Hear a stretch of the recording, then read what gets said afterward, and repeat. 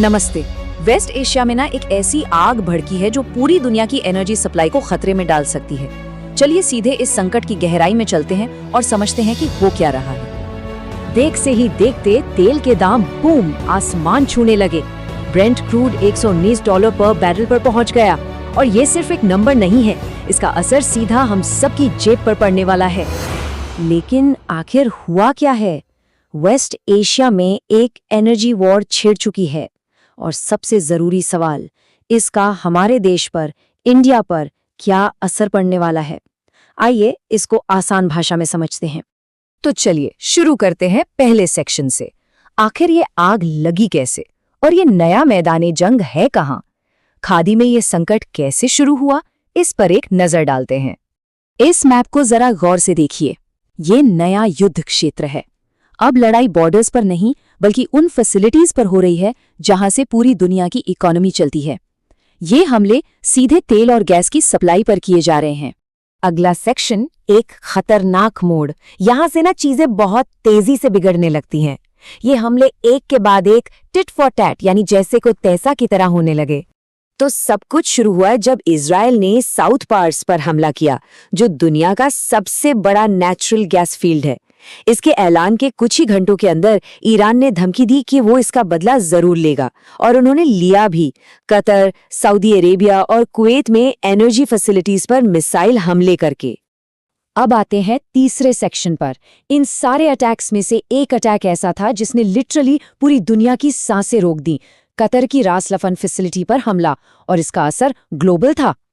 तो ये रास लफन इतना इम्पोर्टेंट क्यों है? इसको ऐसे समझिए कि दुनिया में हर 5 LNG सिलेंडर में से एक यहीं से आता है। ये ग्लोबल LNG सप्लाई का लगभग 20% हिस्सा अकेले संभालता है। ये सच में दुनिया का एक एनर्जी पावर हाउस है। तो ठीक है, वेस्ट एशिया में ये सब हो रहा है, पर इसकी आंच हम तक, इंडिया तक कैसे पहुंच रही है? चलिए हमारी एनर्जी लाइफलाइन पर इसके असर को समझते हैं। और ये चार्ट आप देखिए पूरी कहानी साफ कर देता है। इंडिया अपनी जरूरत का 41.4%, सोचिए ऑलमोस्ट आधा LNG सिर्फ कतार से इंपोर्ट करता है, और इसका लगभग सारा हिस्सा उसी रास लफान फैसिलिटी से आता है जिस पर हमला हुआ है। और बात सिर्फ LNG की नहीं है। हम अपनी जरूरत का 88% से ज्यादा क्रूड ऑयल, 60% LPG और लगभग 50% नेचुरल गैस बाहर से मंगवाते हैं। मतलब हमारी गाड़ियों से लेकर घर के चूल्हे तक सब कुछ इस इंपोर्ट पर निर्भर है। हमारी एनर्जी सिक्योरिटी एक बहुत ही नाजुक धागे से बंधी हुई है। और प्रॉब्लम यह है कि ये सारी सप्लाई एक ही बहुत ही पतले से समुद्री रास्ते से गुजरती है, स्ट्रेट ऑफ हॉर्मूज।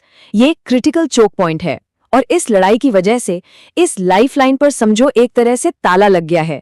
सारे टैंकर्स वहां फंसे हुए हैं। तो अब सबसे बड़ा सवाल, आगे क्या?